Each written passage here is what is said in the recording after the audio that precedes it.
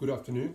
Thank you for your consideration for the position of coach of the Cycling Australia Men's Time Trial Olympic team.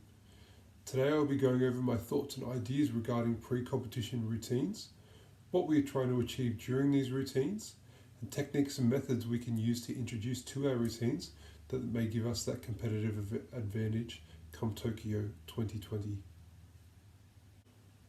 Let me first begin by classifying what is meant by pre-competition routines. A pre-comp routine can be defined as a series of tasks and or activities aimed at mentally and physically preparing the athlete for competition. An effective pre-competition routine will improve competitive performance and reduce injury risk. Common forms of pre-comp routines that have been practiced and witnessed have included general warm-ups and stretching, sport-specific warm-ups dependent on the athlete's sport, psychological techniques aimed at increasing readiness of the athlete, and day before routines that include aspects of pre-comp nutrition and recovery.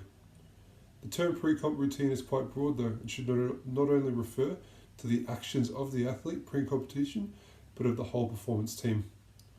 One question I pose though is the length of time at which pre-comp routine should go for. The common answer would most likely vary between day of competition to at most week of competition.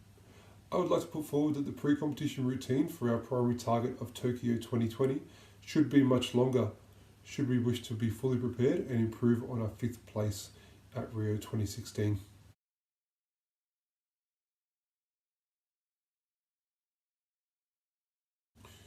Due to the lasting and demanding nature of time trial road cycling, our pre-competition routine needs to accomplish 3 main goals. We know through literature that exposure to high-intensity exercise prior to competition has a lasting effect on exercise tolerance, and thus our routine needs to involve some high-intensity work. We also know through literature and professional practice the value of mental preparation in sport. This is particularly important for a sport such as road cycling, where cycling athletes must rely on self-motivation to finish grueling time and endurance races. Ideally, we want our athletes to reach specific physiological markers prior to competition that have been established in our preparation.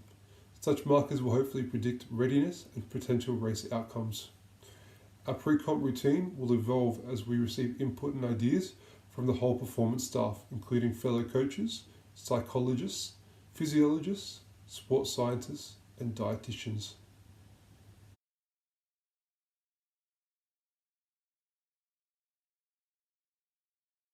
With the proposed constraints on the men's time trial program, a range of questions and decisions need to be made in regards to how we determine and create an optimal pre-competition routine.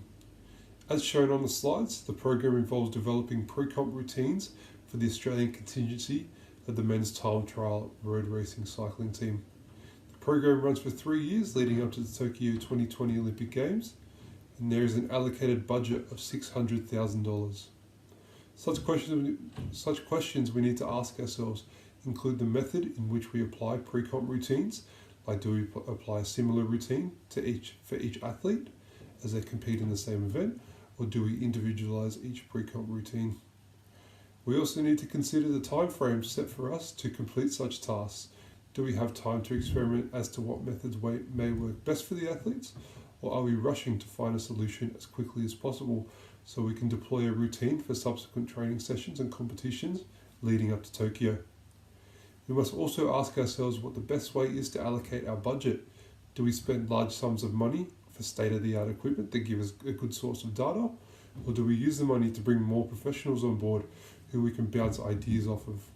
Such questions need to be answered before we would commence with any sort of routine preparation.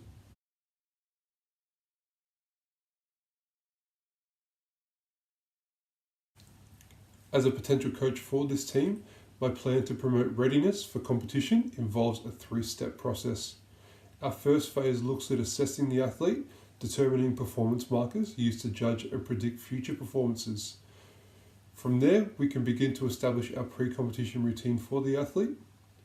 Next, we move into our monitor and prepare phase, which will allow athletes to use their developed routine during training sessions and monitor the training effects of that routine.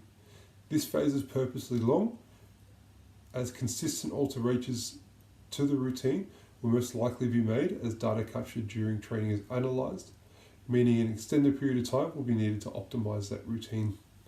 Our final phase, our peak and perform phase, is aimed at beginning or at near the Tokyo 2020 Olympic Games, in which the athlete will be autonomous with the optimised pre-competition routine and have a hopefully successful performance.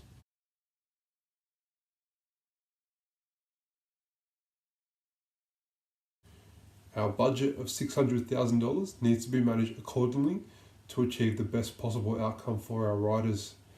Out of all the possibilities for us to use the money, I've opted to spend the money on qualified professionals who I believe can help us build a robust and effective pre-competition routine.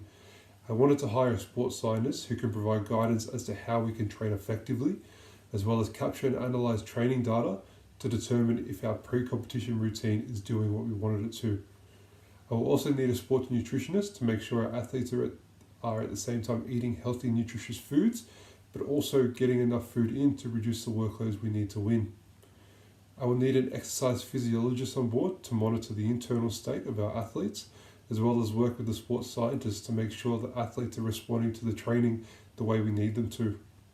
Finally, we will definitely need a sports psychologist on board, as our athletes need to be in the right mental state to perform.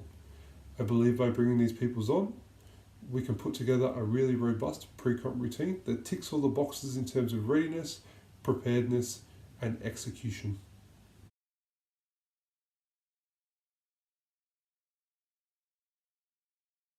Now, getting back to our routine design process.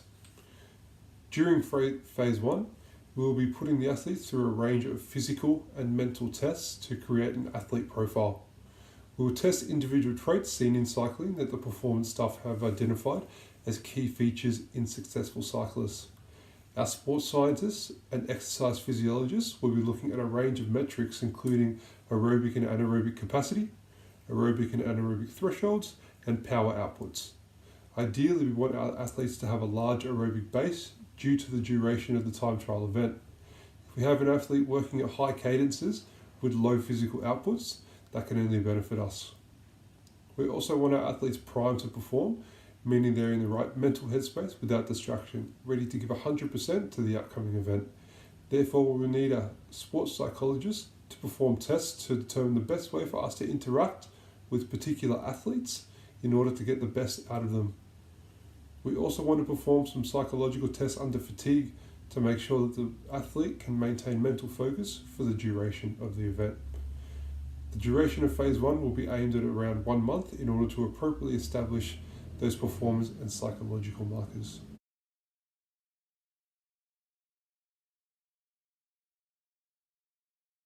Phase 2 is our longest duration phase, and for good reason.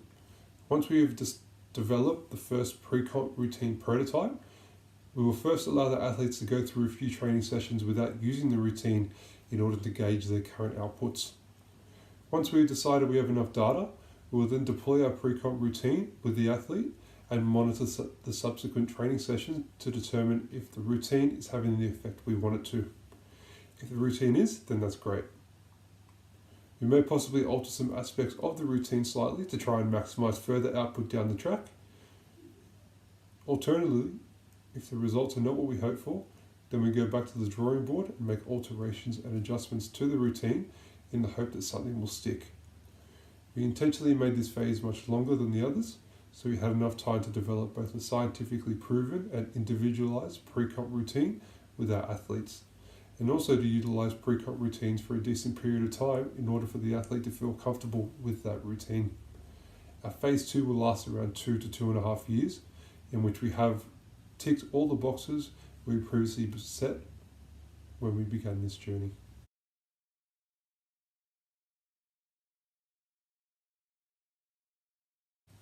Our final phase, phase 3, peak and perform, is a culmination of all the work we have put in over the last 2.5 years. We would have established our pre-comp routine with our athlete, who would feel very comfortable with the routine. The start of phase 3 also signifies the start of a thorough process for the coaching staff. 2.5 years of data, monitoring and testing have come down to this 6-month period that has to be precise if we are to elicit the performances we have predicted. The athlete's pre-comp routine will begin 6 weeks before competition, in which nutrition and training will be strictly regulated, as well as recovery methods. Training will need to be perfect in the way it's both structured and conducted in order to accurately predict how the athlete is tracking towards the Tokyo Time Trial event. Our training loads will reflect a peaking program in which we hope to have the athlete firing come day of trial. On such day, we will take the relevant physiological measures needed to monitor internal readiness, as well as a session with the sports psychologist to prepare mentally. We will hydrate and provide the right nutrients through our nutritionists and test our athletic outputs using low intensity movements with our sports scientists. 2 to 3 hours before the race, we give our final instructions to the athlete before we leave them to perform their pre-comp routine.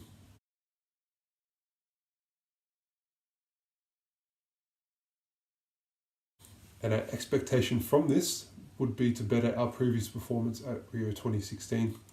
Rio saw the winner come in at 1 hour, 12 minutes and 15 seconds, while the closest Australian, Rowan Dennis, came in at 1 hour, 13 minutes and 25 seconds. We expect that with the optimal preparation, our goal should be to get under that 1 hour and 13 minute mark, which would have resulted in a second place at Rio 2016. Hopefully, however, we are able to push that even further.